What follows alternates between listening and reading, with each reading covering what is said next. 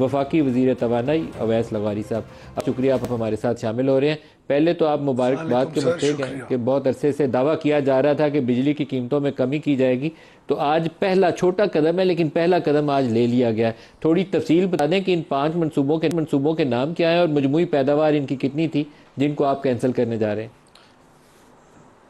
जी शुक्रिया नदीम भाई, मुबारकबाद तो आवाम को हो, प्राइम मिनिस्टर साहब को हो, चीफ ऑफ आर्मी स्टाफ को हो, हमारे नेशनल कोऑर्डिनेटर टास्क फोर्स के हैं, हमारे SAPM हैं मोहम्मद अली साहब, पूरी एक टीम की, हमारे जो नौजवान जिन्होंने वो नेपरा से आके, CPPA से आके, PPIB से आके, मुख्तलिफ इदारों से आके इस सेल के अंदर दिन रात मेहनत की, हमारे इन्वेस्टर्स को मुबारक हो जो इन IPP के मालिकान थे, उनका शुक्रिया अदा करता हूँ मैं कि उन्होंने मेहरबानी करके अपनी बाहमी हमारी जी अग्रीमेंट के साथ इन चीज़ों को किया, वरना कोर्ट ऑफ लॉ के ज़रिए कोई और तरीका नहीं था और कोर्ट ऑफ लॉ के अंदर कोई हल नहीं निकलता। तो हमने कोशिश की है कि हम हमारा एक जो बिज़नेस एनवायरनमेंट है उसको भी सस्टेन करके उसकी सैंक्टिटी को रखें। तो ये 5 मंसूबे, एक एटलस का है, एक सबा है, एक लाल पीर है, हबको है और एक राउश है। इसमें से 4 फर्नेस ऑयल के प्लांट्स हैं और एक LNG का प्लांट है। और ये वो प्लांट्स की कैटेगरी है जो हम जब वजारत में आया था तो पहले दिन से हमने काम शुरू किया ये देखने के लिए कि कौन से प्लांट्स हमें बिल्कुल सिस्टम में ज़रूरत नहीं है, ना डिमांड की लिहाज से ज़रूरत है और ना सिस्टम की जो जी टेक्निकल ज़रूरियात होती है स्टेबिलिटी ऑफ द सिस्टम के लिए मुख्तलिफ जगहों पर प्लांट्स ऑन करने पड़ते हैं। इन 5 मंसूबों की तो मजमूई प्रोडक्शन कैपेसिटी कितनी थी, कितने मेगावाट कैपेसिटी के हैं ये 5 मंसूबे? तकरीबन 2400 कुछ मेगावाट के करीब हैं सर। और हम इनको कितनी सालाना कैपेसिटी पेमेंट्स अदा कर रहे थे अभी तक? हमने इन्हें तकरीबन जी 70 अरब रुपए के करीब, तो आपके ऊपर जो बोझ सालाना अभी भी दे रहे 60 से 70 अरब रुपए का कम आएगा। जी हाँ, और आइंदा भी देते। तो अब आप इन 5 मंसूबों को क्या करेंगे? की डेट थी। ये जब आपने बंद कर दिया इन 5 मंसूबों को, इनकी बिजली बननी बंद हो गई, तो ये इनकी प्रोजेक्ट मशीनरी उनका क्या होगा? ये मंसूबों का क्या बनेगा, मुस्तकबिल क्या है इनका? ये हमारी ओनरशिप नहीं है सर। इनमें से 4 मंसूबे हमारी ओनरशिप नहीं है। जो बंद करेगा, जो मालिक है, जो मर्जी करना है उसके साथ करे।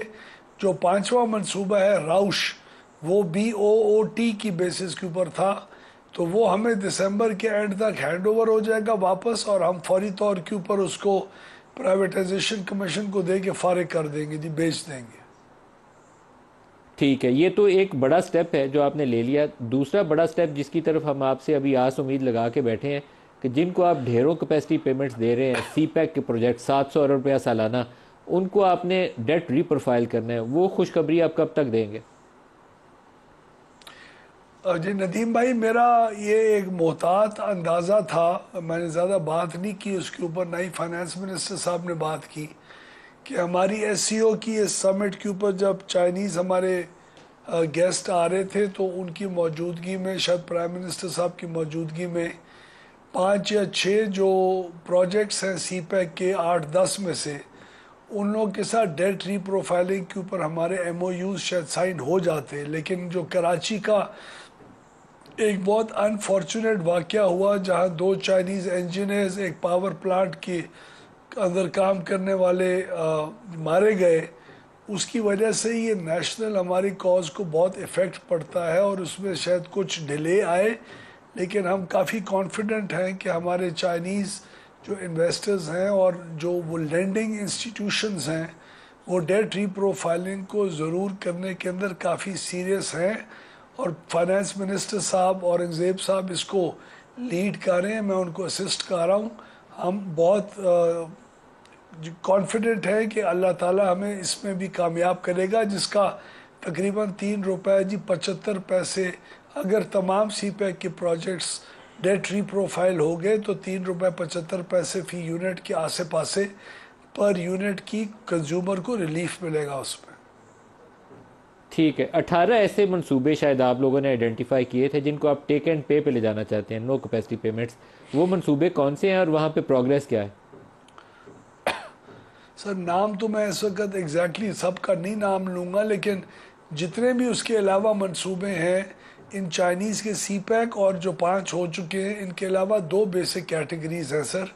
एक वो हैं जो हुकूमत पाकिस्तान यानी सरकार ओन करती है, उनको जीपीपीज कहते हैं, जिसके अंदर जेनकोस भी हैं, आरएलएनजी के प्लांट्स भी हैं, हमारे दो बड़े हैं, और आपके उसके अलावा आपके न्यूक्लियर प्लांट्स भी हैं। प्लांट्स की जो रिटर्न ऑन इक्विटी है, इनकी डेट और डेट सर्विसिंग वगैरह तो ज़ाहिर है पे ऑफ करनी पड़ेगी, लेकिन जितनी की इक्विटी है उसका एक रिटर्न उनको मिलता है, जो उस रिटर्न को हम रैशनलाइज करके और अगर उनको बेयर मिनिमम तक ले आए और वो दोबारा उस रिटर्न को इक्विटी के तौर पे इंजेक्ट ना करते रहे अपने नए मंसूबों के अंदर जो अब ज़रूरत नहीं है, तो हम समझते हैं कि तकरीबन को ₹1.40 के करीब उस आरओई का भी इम्पैक्ट आएगा।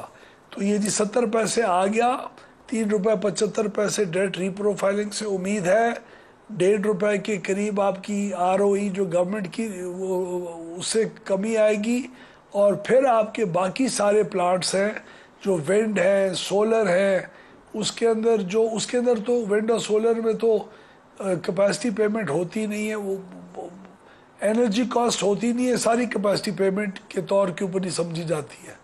तो वो हमें उम्मीद है कि उसमें भी बहुत रूम ओएनएम के अंदर और रिटर्न ऑन इक्विटी के अंदर बहुत एक अच्छा रूम अवेलेबल है, जो हम अपने दोस्तों और इन्वेस्टर्स को गुजारिश करेंगे एक एक प्रोजेक्ट को देख के कि आप भी मेहरबानी करके इसको रैशनलाइज करें, ताकि पाकिस्तान का पावर सेक्टर का भट्ठा ना बैठ जाए और आपका मुस्तकबिल सिक्योर हो।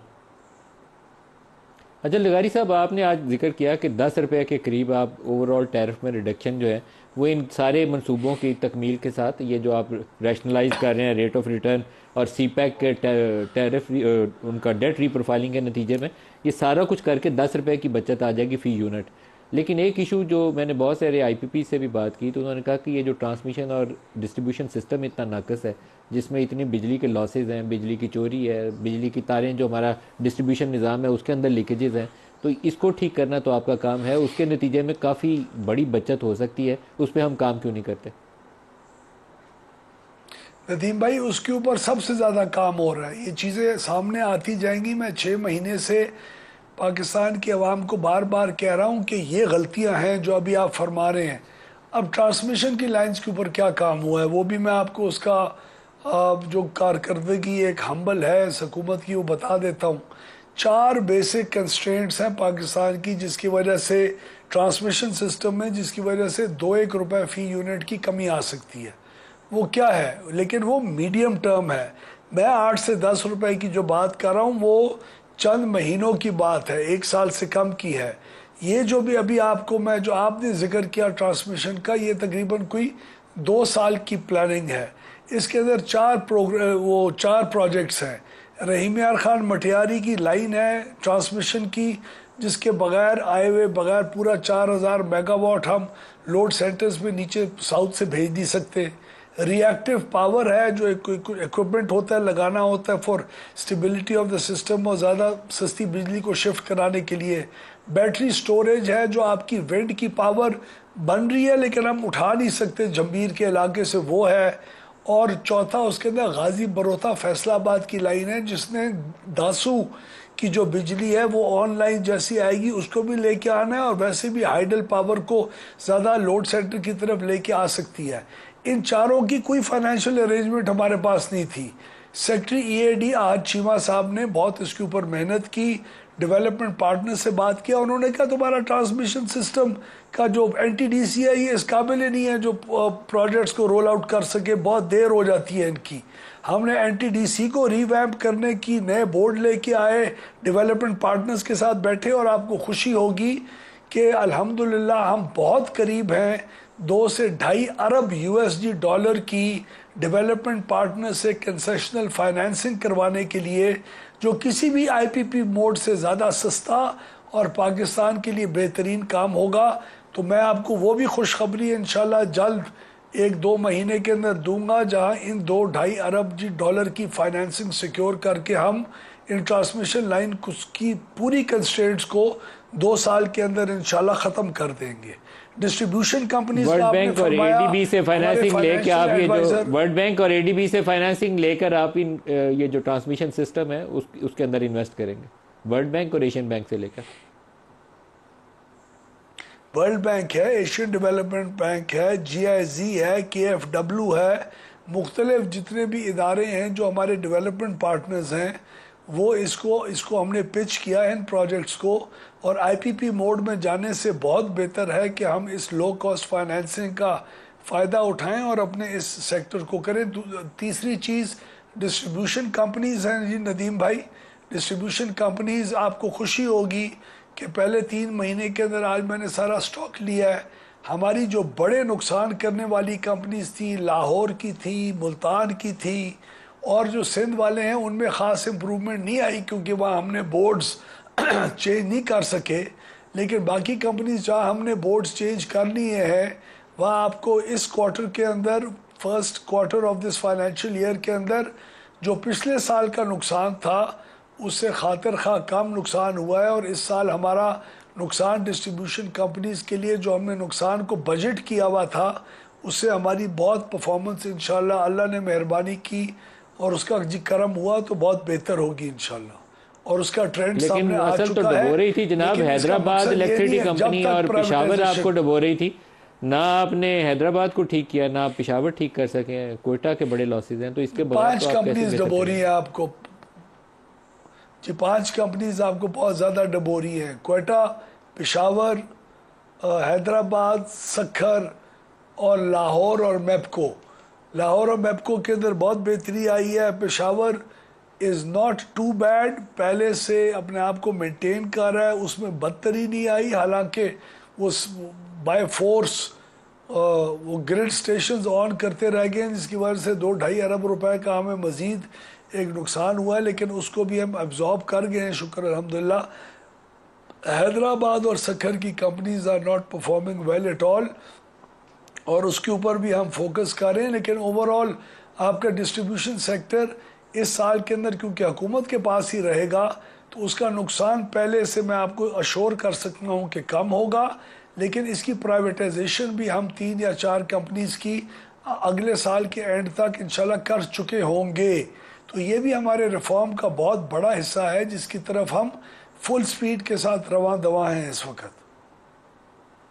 अच्छा, एक चीज़ और बता दें, कुछ ऐसे प्रोजेक्ट्स हैं जिनको माजी करीब में कोशिश की गई थी कि हम कतर से या UAE से बात करें और कोयले वाले प्रोजेक्ट्स से पंजाब में लगे हुए 1-2 और मंसूबे थे, इनको प्राइवेटाइज कर दें, बेच दें उनको। क्या वो भी कोई पेशरफ्त है कि आप इन प्रोजेक्ट्स को बेच दें?